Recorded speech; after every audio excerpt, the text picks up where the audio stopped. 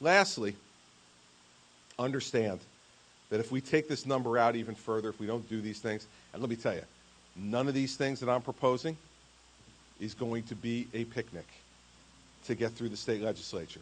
You can be sure that every special interest public sector union who cares only about themselves and isn't caring about the better and greater general public will stand up against that.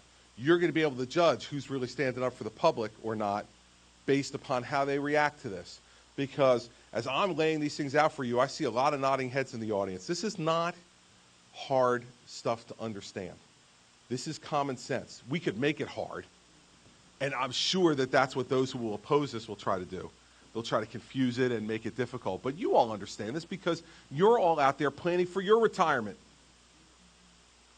You understand if you have a 401k or IRA or some combination of those, that you're out there, first in the private sector, nobody offering you pensions. Okay?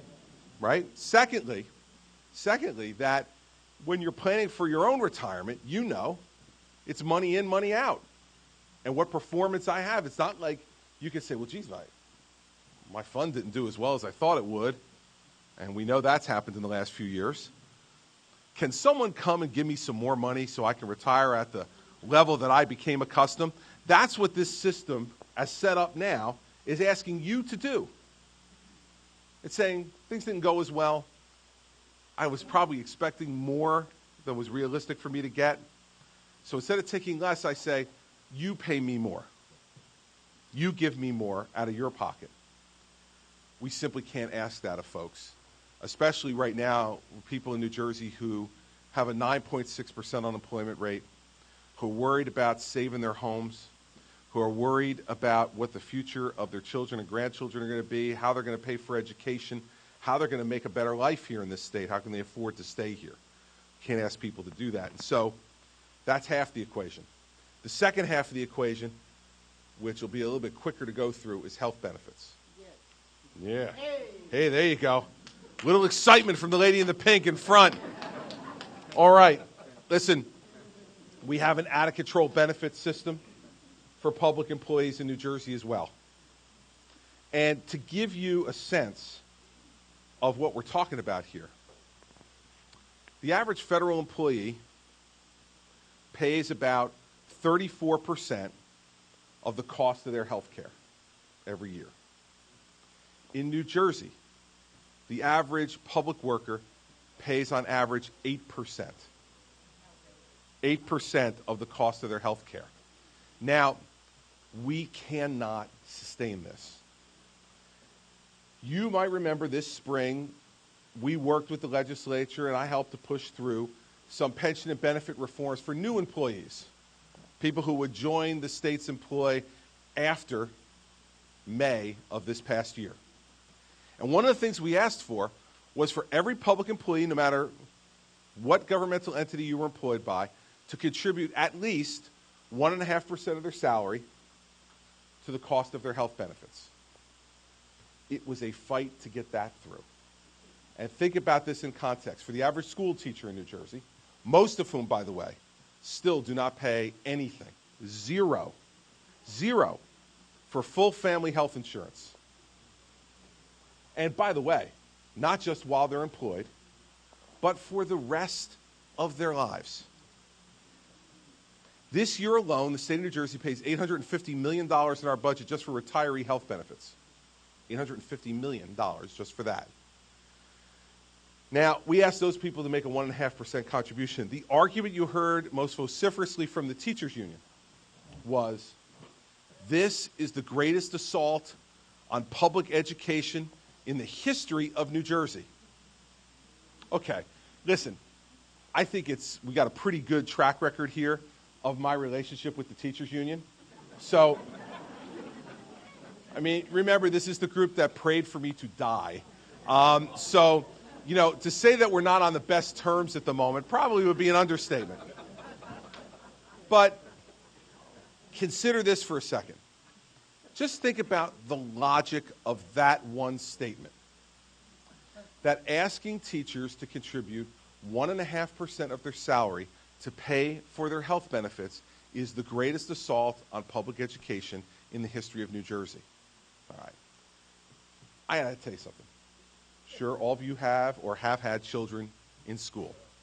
Do you really think that your child is now stressed out and unable to learn because they know that their poor teacher has to pay 1.5% of their salary for their health benefits?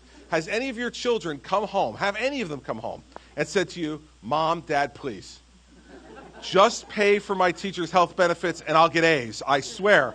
But I cannot take the stress that's being presented by a 1.5% contribution to health benefits. Now, you're all laughing, right? This is the crap I have to hear. This is for real.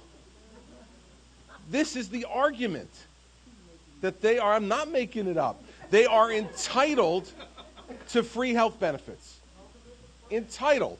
And so now let's move to what we really need to do. 1.5% to health benefits was just the beginning. Because what we need to do is to get to something that's more realistic and affordable.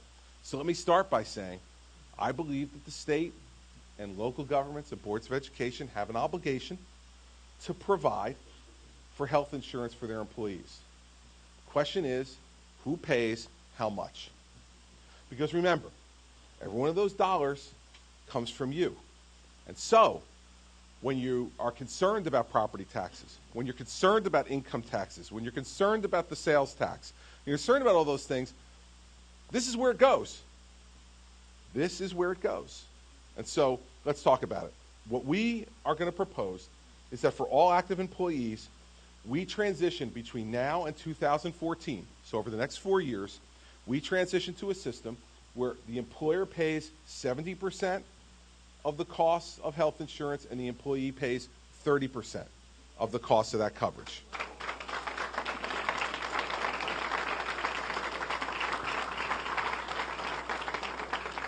Now, even that number pales in comparison to the reality of what's happening in private sector employment right now, not to mention the fact that it's still below what federal employees pay. And I speak from personal experience because before I had this job, I was a federal employee for 7 years as the United States Attorney. And I can tell you I was paying that 34%. And the deal I have now, thank you very much. It's quite a deal you're all giving me right now, and I am happy to give it up because we can't afford it. Second, we should switch to a system which is used by the federal government and almost all states. 47 of the 50 states and the federal government use a system where the employee pays a percentage of the premium rather than a percentage of their salary. Now, why is this important? It's important because of two things. First, it greater reflects what's going on in the marketplace. As premiums go up, you have to share in a greater percentage of that. Your salary may not go up, and in this economy certainly isn't going up as rapidly as the cost of benefits are going up. So if you just keep it at percentage of salary, and benefits are going up at 2 or 3 or 4 times that, you can see how we begin to fall back underwater again. Secondly, it gives all public employees skin in the game. What I mean by that is this. Let me tell you about my experience when I signed up for my health insurance as a new state employee, sitting in the transition office in Trenton, getting ready to become governor. Now, I will grant you that I probably got a little more personal attention than the normal state employee who's signing up for their benefits. But someone came over from the benefits office and sat down with me and said, the state offers 3 plans. And she went over the 3 plans with me. She said, but everybody picks this plan because it's the best one. And you pay 1.5% of your salary no matter what. So why would you buy one of the cheaper plans if you could get it, the better plan, for exactly the same price? Well, I suspect that if they're saying that to the governor-elect, that conversation is being replicated all across government. And it makes sense. If I came up to you tomorrow and said, listen, I can give you a benefit system that gives you a $10 copay for anything you want to go get, that reimburses you for whatever doctor you want to go to, and you pay, for the average teacher, $750 a year for that. Or you can get a system where the copay is 5 times more than that. You can only go to certain doctors, and your reimbursement isn't as big. Which would you like to have? You take the first one. Once again, another bright, logical New Jerseyan. He's going to take the more expensive plan. So by making it a percentage of premium, when you offer those different plans, people can make their priority choice. Maybe a 23-year-old state employee might say to him or herself, you know what? I'm probably not getting sick. I'm probably not going to need to go to the doctor, if at all, more than once a year. Why should I pay for this big Cadillac plan that's going to take 30% of that big premium out of my salary when I could pay for a cheaper HMO plan, for instance, that would cover me if I had a catastrophic illness or injury? It would take care of me if I needed to be taken care of. But at 23, I probably won't need it. And I could pay significantly less for that. That will make a difference in what plan you pick. It will also make a difference in how frequently you utilize the doctor. You know, if you have a higher copay and you have more skin in the game, you maybe not go to the doctor every time you have a sniffle. Maybe you go when you really feel like you need to go. We all make those judgments, and you make them right now with your children or yourself. Yeah, if it looks like it's just a cold, and I have 4 kids, it's like it's just a cold, you deal with it. If it looks like it's starting to get something more serious, then you take them to the doctor. If it's really emergent, you take them to the emergency room. But you don't go every time to the doctor unless you're not paying anything for it. And then what the heck's the difference? So it gives people some more skin in the game. We also need to provide more options for people. Right now, there's only 3 options, as I told you. For most public employees, they pick one. There's really one option. It's a Blue Cross Blue Shield plan. It's really nice, and it's really expensive, and they pick it. We need to provide a broader set of options so that people can really, under this new system, make a choice that's best for them. For instance, and I'm not advocating this, but the federal government, and this is, of course, only the federal government could do this, but when I sat down with a different benefits person when I became a federal employee, 260 options I had. Numbed by the options.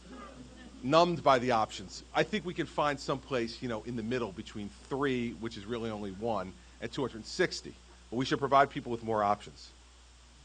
One thing Governor Corzine did, which is stunning to me, is we have the State Employee Health Benefit Plan, which I just told you is the one I'm in, which is great.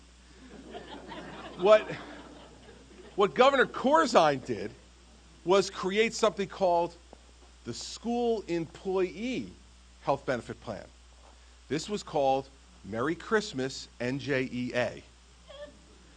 This plan is even richer than the one I have. I have a $15 copay. Teachers, $10. It's called the NJ Direct 10 plan. In our proposal, that would be eliminated. There's no reason for that. There's no reason for any set of public employees to have a different or better plan.